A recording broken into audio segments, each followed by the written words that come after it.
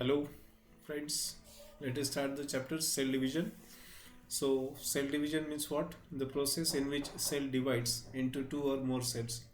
तर अशी प्रोसेस, अशी प्रक्रिया की ज्याच्यामध्ये एकापासून दोन किंवा दोनपेक्षा जास्त सेल्स तयार होत असतात त्याला आपण सेल डिव्हिजन असं म्हणतो. या चॅप्टरमध्ये आपल्याला सेल सायकल म्हणजे एखाद्या सेलचं पूर्ण जे काही सिक्वेन्स ऑफ इव्हेंट आहे, घटनाक्रम आहे त्याच्या पूर्ण लाईफमधला त्या सेल सायकलबद्दल आणि त्यानंतर सेल डिव्हिजनचे दोन टाईप्स मायटॉसिस आणि मिओसिस याबद्दल माहिती घ्यायची आहे. चला तर मग चॅप्टरची सुरुवात करूया. चॅप्टरची सुरुवात होते दोन क्वेश्चनपासून. पहिला क्वेश्चन आहे, तुम्ही पाहू शकता माझ्या बॅक साईडला, how do your wounds heal.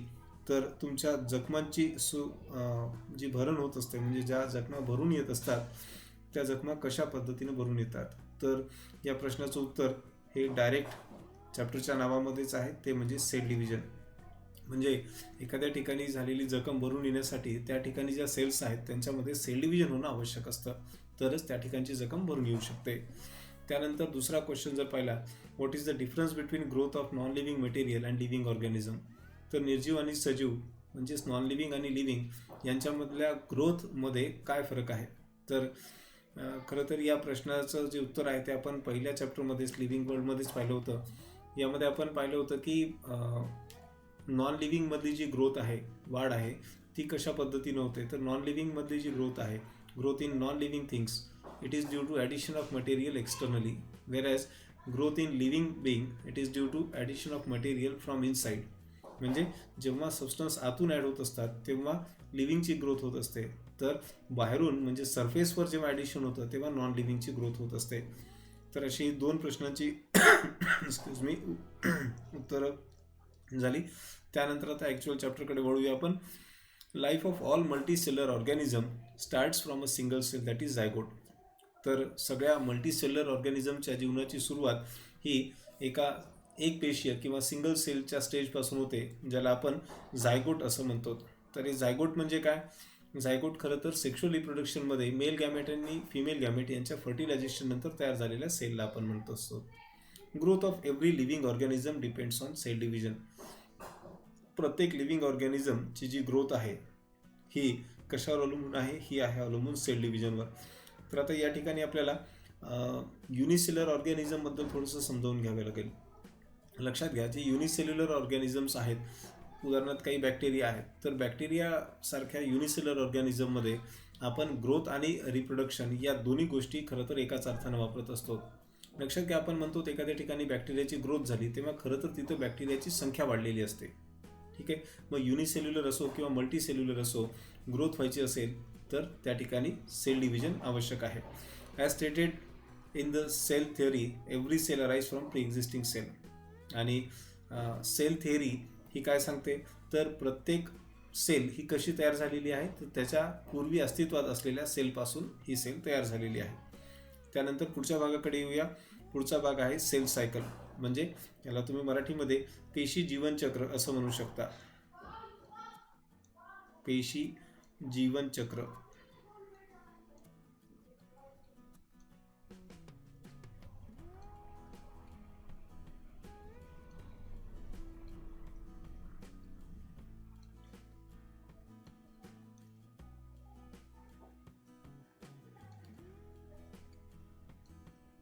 काही ठिकाणी हे, तर ज्यांना मराठी मीडियमचे आहे त्यांच्यासाठी हे ट्रान्सलेशन असं त्यांनी बुकमध्ये लिहून घ्यावं. तरी पेशी जीवनचक्र म्हणजे सेल सायकल काय असतं, तर पेशीच्या संपूर्ण जीवनामध्ये जो काही घटनाक्रम असतो त्याला आपण पेशी जीवनचक्र असं म्हणतो. Sequential events occurring in the life of a cell is called cell cycle. तर सिक्वेन्शियल इव्हेंटचा अर्थ इथे आपण काय करतो, घटनाक्रम. Occurring in the life of a cell. There are two phases of cell cycle as interphase and M phase. मग मग ती सेल कुठली असो, त्याच्या जीवनचक्रामध्ये सेल सायकलमध्ये दोन महत्त्वाचे टप्पे असतात. त्यातला पहिला टप्पा याला आपण म्हणतो इंटरफेज आणि दुसऱ्या टप्प्याला आपण नाव दिलेलं आहे एम फेज. ठीक आहे. During interphase cell undergoes growth or rest as per the need. आता इंटरफेजच्या स्टेजमध्ये एकतर सेलमध्ये ग्रोथ होत असते किंवा सेल एका विश्राम अवस्थेमध्ये असते. आता अवलंबून आहे की ती सेल कोणत्या प्रकारची आहे. ठीक आहे. During M phase cell undergoes division. आणि एम फेजमध्ये खऱ्या अर्थानं सेलमध्ये सेल डिव्हिजनची प्रक्रिया म्हणजे पेशी विभाजनाची प्रोसेस होत असते. Interphase alternates with the period of division. आता प्रत्येक सेलच्या लाईफमध्ये इंटरफेस झालं का एम फेज, आणि एम फेज झाल्यावर एका सेलपासून 2 सेल तयार होतील. म्हणजे आपण जर याला पिक्चोरियली सांगायचं झालं तर असं सांगता येईल की ही एक सेल होती, त्यामध्ये ग्रोथ झाल्यावर ह्या सेलचा व्हॉल्यूम असा वाढलेला आहे. ठीक आहे. आता याच्यामध्ये हा न्यूक्लियस होता एक. ठीक आहे. याच्यामध्ये न्यूक्लियसचा व्हॉल्यूमसुद्धा थोडा बहुत का होईना त्याच्यामध्ये इन्क्रीज होणारच. त्यानंतर मग आता एम फेजला सुरुवात जेव्हा होते तेव्हा काय होतं, तर तेव्हा या ग्रोथ झालेल्या सेलमध्ये अगोदर काय होतं, एका न्यूक्लियसपासून 2 न्यूक्लियस तयार होत असतात. आणि मग काय होणार, तर या सेलच्या सायटोप्लाझमचं सुद्धा डिव्हिजन होणार आणि एका सेलपासून अशा 2 सेल तयार होणार. तर हा जो यातला सुरुवातीचा भाग आहे, ठीक आहे, हा जो याच्यामधला सुरुवातीचा भाग आहे याला आपण काय म्हणतो, जिथे ग्रोथ होत असते त्याला आपण काय म्हणलेलं आहे, इंटरफेज. ठीक आहे. आणि जिथे ॲक्च्युअल खऱ्या अर्थाने हे सेल डिव्हिजन झालं त्याला आपण काय नाव दिलेलं आहे, एम फेज. काय नाव दिलेलं याला, एम फेज. ठीक आहे. त्यानंतर पुढच्या भागाकडे येऊया. इंटरफेसबद्दल माहिती घेऊया आता. Interphase is the stage between 2 successive cell division. ठीक आहे. आता इंटरफेसमध्ये काय आहे, तर इंटरफेस ही 2 लागोपाठ होणाऱ्या सेल डिव्हिजनमधली इंटरवल आहे. ठीक आहे. It is the stage between 2 successive cell division. It is the longest phase of the cell cycle during which cell is highly active and prepares itself for the cell division. आता सेलच्या एखाद्या सेलच्या लाईफमध्ये, जीवनामध्ये सगळ्यात मोठी स्टेज, सगळ्यात जास्त कालावधीसाठी असणारी स्टेज म्हणजे ती आहे कोणती, इंटरफेज. लॉंगेस्ट फेज आहे सेल सायकलमधली. आणि या दरम्यान सेल म्हणजे पेशी ही खूप जास्त सक्रिय असते आणि स्वतःला पुढच्या येणाऱ्या सेल डिव्हिजनसाठी, पेशी विभाजनासाठी तयार करत असते. The interphase is divisible into 3 subphases like G1, S and G2. तर या ठिकाणी इथं आपण इंटरफेसचे 3 सब स्टेजेस सांगतो. कोणत्या कोणत्या आहेत त्या? पहिली स्टेज आहे याच्यातली G1, त्यानंतर दुसरी आहे S आणि तिसरी आहे G2. ठीक आहे. तर G2 फेज, G1, S आणि G2 अशा 3 सबस्टेजेस या ठिकाणी इंटरफेजमध्ये आहेत. त्यानंतर पाहूया G1 phase. This is also non as first gap phase or first growth period. तर या ठिकाणी G फॉर गॅप किंवा G फॉर ग्रोथ असं आपल्याला घेता येईल. तर G1 म्हणजे फर्स्ट.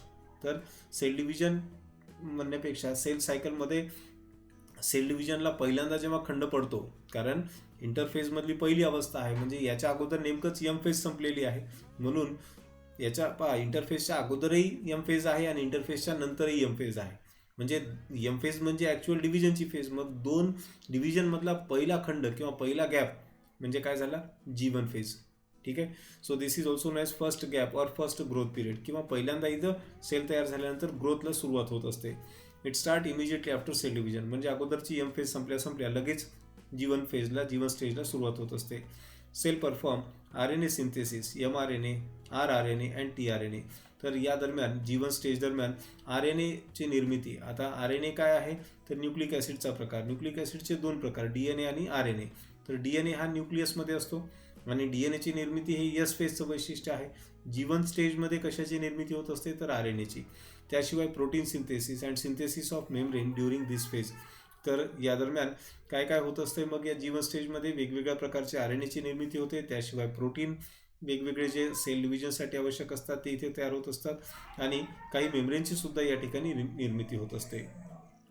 त्यानंतर पुढच्या भागाकडे येऊया, यस फेज. तर या ठिकाणी एक लक्षात ठेवण्याजोगा भाग आहे तो म्हणजे G1 स्टेजमध्ये कशाची निर्मिती झालेली आहे, तर वेगवेगळ्या प्रकारचे हे RNA, त्यानंतर प्रोटीन.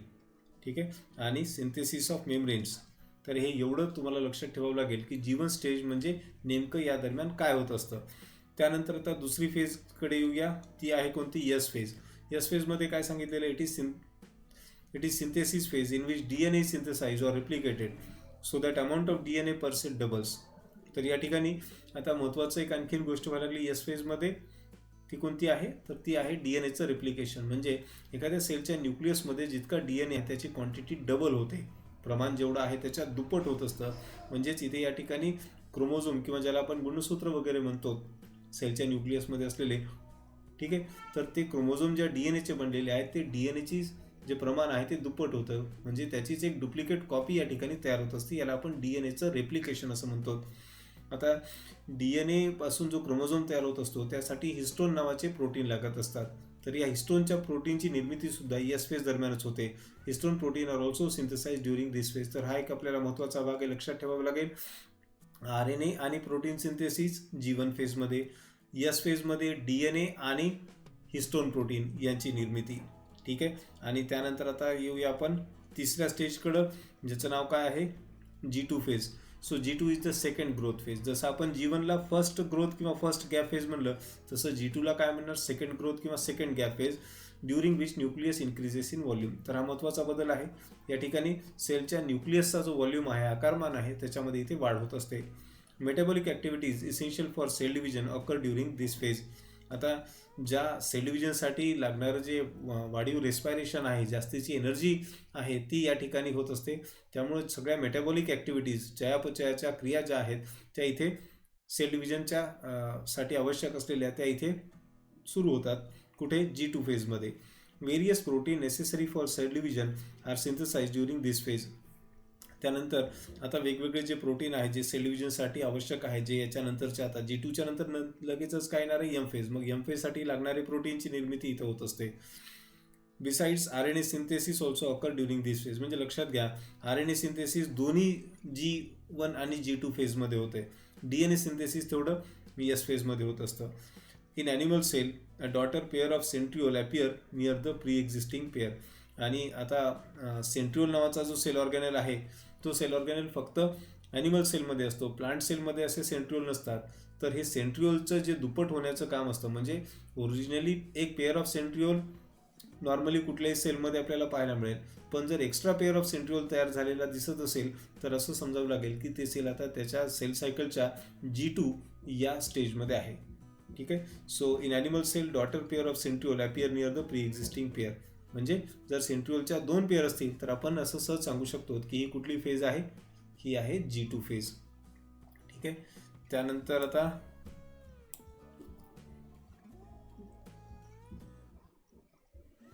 या डायग्रामला आपल्याला थोडंसं केअरफुली समजून घ्यावं लागेल काय दिलेलं आहे या डायग्राममध्ये.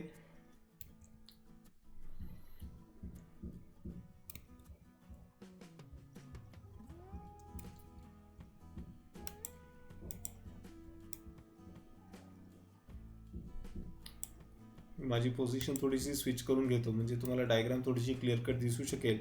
तर या ठिकाणी डायग्राम कशाची आहे समजून घ्या अगोदर. ही आहे सेल सायकलची डायग्राम. ठीक आहे. या सेल सायकलमध्ये आता जर तुम्ही केअरफुली पाहाल थोडंसं तर काही गोष्टी लक्षात येतील. काय याच्यामध्ये दाखवलेलं पहा बरं. याच्यामध्ये या ठिकाणी हा जो इथून इतका जो भाग आहे याला आपण काय म्हणू शकतो, याला म्हणू शकतो आपण M फेज. ठीक आहे. त्यानंतर हा उरलेला जो सगळा भाग आहे कुठून, म्हणजे G1 स्टेजपासून ते कंप्लीट या इकडे S आणि G2 फेजपर्यंत. ठीक आहे. म्हणजे आता मी हा भाग दाखवतो, हा भाग कंप्लीट. ठीक आहे. डायग्राम थोडीशी मोठी आहे त्यामुळं मला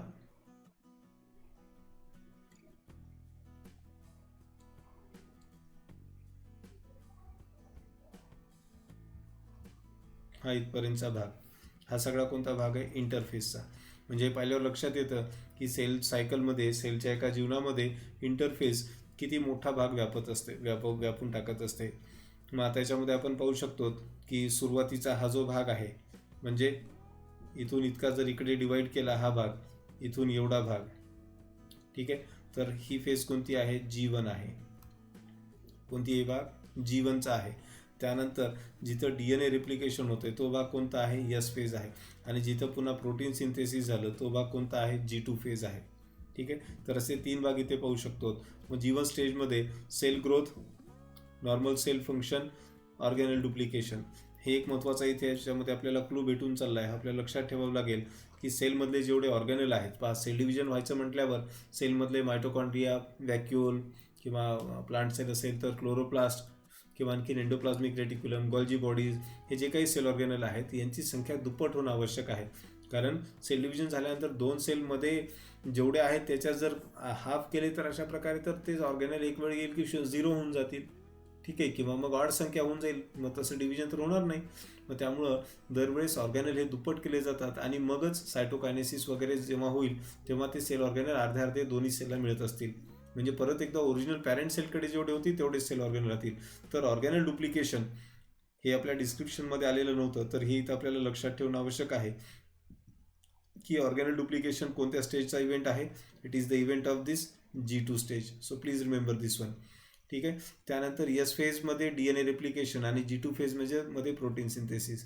आणि मग आपण जर पाहिलं एम फेजमधल्या सबस्टेजेस दिसतात, प्रोफेज, मेटाफेज, ॲनाफेज, टिलोफेज. तर या 4 सबस्टेजेस आणि यांचा सिक्वेन्स महत्त्वाचा आहे. कोणत्या कोणत्या आहेत त्या? पहिली आहे प्रोफेज, दुसरी आहे मेटाफेज, तिसरी आहे ॲनाफेज आणि चौथी आहे टिलोफेज. ठीक आहे. तर या ठिकाणी 1 ते 3 तासाची ही एम फेज दाखवलेली आहे. ठीक आहे. आणि त्यानंतर G1 स्टेजचा जर ड्युरेशन आपण लक्षात घेतला तर तो किती तासाचा आहे? 8 तासाचा आहे. 8 तास म्हणजे तुम्ही इमॅजिन करू शकता ॲक्च्युअल एम फेज ज्याच्यामध्ये सेल डिव्हिजन होतं त्याच्या दुपटीपेक्षा सुद्धा जास्त G1 स्टेजचं ड्युरेशन आहे. त्यानंतर एस फेज जर पाहिलं आपण तर त्याचं सुद्धा ड्युरेशन साधारणतः किती आहे? 6 ते 8 तासाचं आहे. म्हणजे G1 आणि यस या 2 स्टेजमध्ये 16 तास चाललेत, लक्षात घ्या. आणि त्यानंतर G2 स्टेज जर पाहिलं आपण तर किती आहे याचं?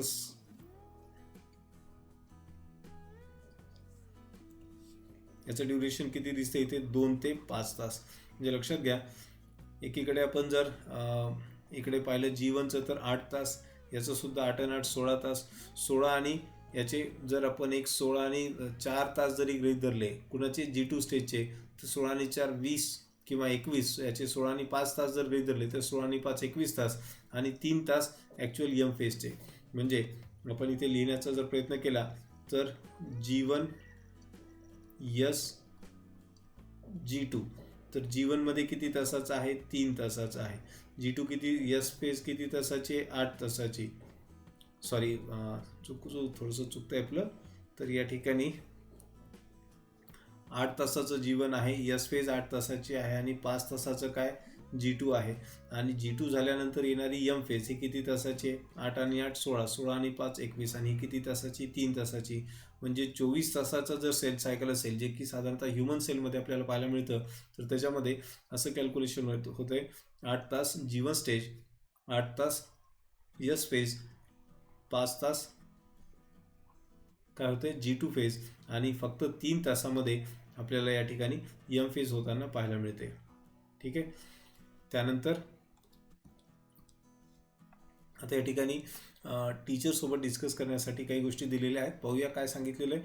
सम cells do not have gap phase in their cell cycle whereas some cells spend maximum part of their life in gap phase. Search for such cell. Some cells are said to be in their G0 phase. What is this G0 phase? आता काही सेलमध्ये gap phase नाही आहे असं सांगितलेलं आहे. मुळात gap phase कमी असू शकते, ॲब्सोल्यूट 0 असा प्रकार असत नाही. पण हा प्रकार असतो कुठे? तर ज्या सेल ॲक्टिव्ह सेल डिव्हिजनमध्ये आहेत, उदाहरणार्थ मेरिस्टमॅटिक सेल आहेत, तर यांची प्रचंड गडबड सुरू असते असं म्हणा, किंवा यांच्यामध्ये सतत एकच काम आहे या सेलला, ते म्हणजे कोणतं? सेल डिव्हिजनचं. तर यांच्या याच्यामध्ये अशी गॅप फेज दिसणार नाही. ठीक आहे. आणि दुसरा प्रश्न जो याच्यामध्ये विचारलेला आहे की सर्च फॉर सच सेल. त्यानंतर some cells are said to be in their G0 phase. आता काही सेल पहा, लक्षात घ्या, ज्या सेलमध्ये सेल डिव्हिजन पासून सेल तयार झाल्यानंतर त्या G1 स्टेजमध्ये जर गेल्या तर त्यांना पुढे G1 संपवून यस फेजमध्ये जावं लागेल. यस फेजमधून जर क्रॉस केलं तर G2 मध्ये जावं लागेल. म्हणजे परत एकदा सेल डिव्हिजन टाळता येणार नाही. पण ज्या सेलला सेल डिवाईड करायची नाही आहे, पण त्याला बॉडीमध्ये फंक्शन करायचं आहे, काही ना काही रोल प्ले करायचा आहे, तेव्हा त्यावेळेस ती सेल काय करत असते? G1 स्टेजमध्येच जात नाही. म्हणजे G1 स्टेजमध्ये ज्या काही ॲक्टिव्हिटीज होत होत्या, ज्या आपण मगाशी पाहिल्या, उदाहरणार्थ त्या ठिकाणी RNAचं सिंथेसिस वगैरे होतं, किंवा काही आणखीन ज्या गोष्टी काही प्रोटीन सिंथेसिस वगैरे होतं, तर त्या गोष्टी या ठिकाणी होत नाहीत. मग अशा वेळेस आपण असं म्हणतो की ती सेल G0 स्टेजमध्ये आहे. ठीक आहे. तर अशा ठिकाणी या सेलबद्दल आपण काय म्हणू शकतो की these cells are in the G0 phase or quiescent stage. याच्यासाठी दुसरा पण एक वर्ड वापरला जातो, क्विझंट स्टेज. म्हणजे पुन्हा जर या सेलला सेल डिव्हिजन करायचं असेल तर ती परत एकदा RNA सिंथेसिस, प्रोटीन सिंथेसिस करून काय करेल? परत एकदा G1 स्टेजमध्ये प्रवेश घेईल. ठीक आहे. त्यानंतर आता येऊया आपण ॲक्च्युअल यम फेजकडे. M phase or period of division. M stands for mitosis or meiosis. तर या ठिकाणी यम हे जे अध्याक्षर घेतलेलं आहे ते मायटोसिस किंवा मिओसिसचं म्हणता येईल. M phase involve karyokinesis and cytokinesis. तर या ठिकाणी आपण आता कॅरिओकायनेसिस आणि सायटोकायनेसिस याचा अर्थ समजून घेऊया. कॅरिऑन या शब्दाचा अर्थ होतो न्यूक्लियस, म्हणजे पेशीचं किंवा सेलचं केंद्रक, ज्या ठिकाणाहून सेलचं पूर्ण नियंत्रण होत असतं. तर यम फेजमध्ये पहिल्यांदा सेलच्या न्यूक्लियसचं डिव्हिजन होत असतं, त्याला आपण म्हटलेलं आहे कॅरिओकायनेसिस. आणि त्यानंतर मग जे सेलचं सायटोप्लाझम आहे, पेशीचं पेशीद्रव्य आहे, त्याचं विभाजन, त्याचं डिव्हिजन होत असतं, त्याला आपण म्हटलेलं सायटोकायनेसिस. आणि ह्या ज्या दोन घटना आहेत ते यम फेजमधल्या आहेत. So कॅरिओकायनेसिस is division of nucleus into 2 daughter nuclei. मग एका न्यूक्लियसचे काय होतात, 2 डॉटर न्यूक्लियस तयार होत असतात. Whereas cytokinesis division of cytoplasm resulting into 2 daughter cell. लक्षात घ्या, कॅरिओकायनेसिसमुळं बायन्यूक्लिएटेड सेल म्हणजे एका सेलमध्ये 2 न्यूक्लियस असलेली स्टेज तयार होत असते. तर सायटोकायनेसिसमुळं एका सेलपासून 2 सेल तयार होतात, ज्याच्यामध्ये जेणेकरून प्रत्येकामध्ये एक एक न्यूक्लियस असेल. तर अशा प्रकारे यम फेज होतं हे. त्यानंतर आता थोडीशी माहिती घेऊया टाइप्स ऑफ सेल डिव्हिजनबद्दल. So 3 kinds of cell division are found in animal cell. Animal सेलमध्ये सेल डिव्हिजनचे 3 प्रकार आहेत. They are amitosis or direct division, mitosis or indirect division and meiosis or reductional division. तर या ठिकाणी जे ॲनिमल सेलमधले सेल डिव्हिजनचे 3 प्रकार आहेत ते कोणते आहेत? एक प्रकार आहे अमायटोसिस, याला डायरेक्ट किंवा प्रत्यक्ष सेल डिव्हिजन म्हटलेलं आहे. दुसरं मायटोसिस किंवा अप्रत्यक्ष इनडायरेक्ट सेल डिव्हिजन. आणि मिओसिस याला रिडक्शनल डिव्हिजन म्हटलेलं आहे. आता अर्थ समजून घेण्याचा प्रयत्न करूया. Mitosis can be perform by haploid as well as diploid cells, but meiosis can be perform by diploid cells only. त्या ठिकाणी मायटोसिसचं जे आहे ती हॅप्लॉइड आणि डिप्लॉइड दोन्ही प्रकारच्या सेलमध्ये होऊ शकते. पण आता हॅप्लॉइड आणि डिप्लॉइडचा अर्थ काय? तर ज्या सेलमध्ये क्रोमोझोम ज्याला आपण म्हणतो, मराठीमध्ये ज्याला आपण गुणसूत्र म्हणतो, त्याच्या जोड्या नसतील. लक्षात घ्या, क्रोमोझोमच्या जर जोड्या पेअर्स असतील तर आपण म्हणतो की ते सेल डिप्लॉइड आहे. पण जोडीच्या ऐवजी जर प्रत्येक क्रोमोझोम सिंगल कॉपीमध्ये असेल तर अशा सेलला आपण हॅप्लॉइड असं म्हणतो. ठीक आहे. आता उदाहरणार्थ ह्युमन बिंगची सेल जर पाहिली तर 46 क्रोमोझोम आहेत. ठीक आहे. मग पण याच्यामध्ये प्रत्येक क्रोमोझोम जोडीनं आहे, पेअरमध्ये आहे, किंवा एक ओरिजिनल एक त्याची डुप्लिकेट असं थोड्या वेळासाठी म्हणूया आपण. खरं तर ते तितकंसं बरोबर नाही आहे. पण प्रत्येक क्रोमोझोम पेअरमध्ये, म्हणजे एक क्रोमोझोम आणि सेम टू सेम 99.99% त्याच्यासारखा दुसरा क्रोमोझोम, असे पेअरमध्ये क्रोमोझोम असतील तर आपण म्हणणार डिप्लॉइड सेल. आणि प्रत्येक क्रोमोझोम एकाच कॉपीमध्ये असेल, मग किती का क्रोमोझोम असेल ना, त्याला आपण काय म्हणणार, हॅप्लॉइड. ठीक आहे. तर मायटोसिस जे आहे ते हॅप्लॉइड आणि डिप्लॉइड दोन्ही प्रकारच्या सेलमध्ये होऊ शकतं. ठीक आहे. पण मिओसिसची अट अशी आहे की ते फक्त आणि फक्त डिप्लॉइड सेलमध्येच होऊ शकतं. हे लक्षात ठेवावं लागेल तुम्हाला. का आणि त्याचं कारण स्पष्टीकरण हे जेव्हा आपण मिओसिस पाहू तेव्हा तुम्हाला लक्षात येईलच. ठीक आहे. आता इथे एक एक्झाम्पल दिलेलं आहे. In honeybees drones develop from the haploid unfertilized egg, whereas in Marchantia haploid spores form gametophyte by mitosis. तर आता इथे समजून घ्यावं लागेल आपल्याला. मधमाशीचं उदाहरण दिलेलं आहे हनीबीजचं. त्याच्यामध्ये आता माहिती आहे तुम्हाला, मधमाशांमध्ये हनीबीजमध्ये ड्रोन असतात, त्यानंतर वर्कर असतात आणि क्वीन असते. ठीक आहे. तर आता वर्कर आणि क्वीन हे त्यांचं सेक्स जे असतं ते फिमेल असतं. ठीक आहे. आणि त्यानंतर सॉरी फॉर द डिस्टर्बन्स. तर हनीबीजमधलं आपण बोलत होतो. हनीबीजमध्ये जे त्यांचं काय म्हणूया आपण, 3 वेगवेगळे प्रकार पाहायला मिळतात. त्यांच्यामध्ये राणी माशी किंवा क्वीन हा प्रकार आहे. आणि दुसरा जो प्रकार आहे त्याच्यामध्ये आपण त्याला ड्रोन्स म्हणतो. आणि अजून एक आहे वर्कर. तर वर्कर आणि क्वीन हे फिमेल आहेत, तर ड्रोन जे आहेत ते मेल आहेत. तर हनीबीजमधले जे ड्रोन आहेत ते अनफर्टिलाइज एगपासून तयार होतात. म्हणजे काय, तर हॅप्लॉइड सेलपासून तयार होतात. म्हणजे मेल कसे असतात, मेल जे आहेत ते त्यांच्यामध्ये हे कसे आहेत, हॅप्लॉइड असतात. तर फिमेल ज्या आहेत त्या फर्टिलाइज एगपासून तयार होत असल्यामुळं त्या डिप्लॉइड असतात. ठीक आहे. So whereas in Marchantia haploid spores form gametophyte by mitosis. त्यानंतर मार्केन्शियाचं इथे एक्झाम्पल पाहायला मिळते, जो की एक ब्रायफाईटचा मेंबर आहे. त्याच्यामध्ये काय सांगितलेलं आहे की जे स्पोर्स आहेत, ठीक आहे, स्पोर्ट्सला मराठीमध्ये तुम्ही बीजाणू वगैरे म्हणू शकता. सेक्शुअल पद्धतीने होणाऱ्या रिप्रोडक्शनचा तो प्रकार झाला. तर याच्यामध्ये जे स्पोर्स आहेत ते हॅप्लॉइड असतात. म्हणजे याच्यामध्ये गुणसूत्र जोड्यांमध्ये किंवा पेअरमध्ये क्रोमोझोम नसतात, सिंगल कॉपीमध्ये असतात. तर त्याच्यापासून जे प्लांटची स्टेज तयार होते त्याला आपण गॅमेटोफाइट असं म्हणतो. ठीक आहे, याच्याबद्दल आपली चर्चा झालेली आहे. आणि मायटॉसिस या प्रकारच्या सेल डिव्हिजनने ते तयार होत असतात. ठीक आहे. त्यानंतर पुढच्या भागावर येऊया आपण. अमायटॉसिस बद्दल या ठिकाणी पॉईंट आहे. ठीक आहे, परत एकदा मला माझी पोझिशन थोडीशी चेंज करावी लागेल. ओके, आता पाहूया amitosis. It is the simplest mode of cell division. तर ॲनिमल सेलमध्ये आपण मगाशी पाहिलं की अमायटॉसिस, मायटॉसिस आणि मिओसिस असे सेल डिव्हिजनचे 3 प्रकार असतात. तर त्यामध्ये पहिला अमायटॉसिस हा सेल डिव्हिजनचा सगळ्यात सिम्पल, सगळ्यात साधा असा प्रकार. काय होतं बरं याच्यामध्ये? During amitosis nucleus elongates and constriction appears somewhere along its length. म्हणजे या ठिकाणी आपण एक डायग्राम स्वतःच कन्स्ट्रक्ट करूया, म्हणजे लक्षात येईल तुमच्या की नेमकं याच्यामध्ये काय होणार आहे. आता मी या ठिकाणी अशी डायग्राम काढतो, तुम्हाला समजायला सोपं जाईल.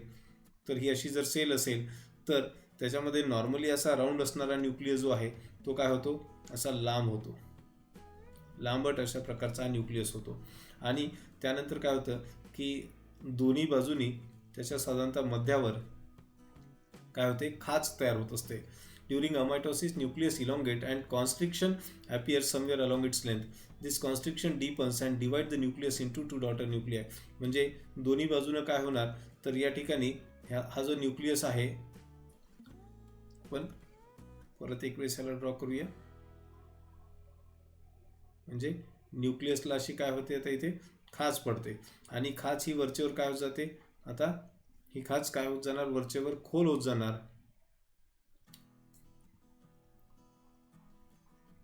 ठीक आहे.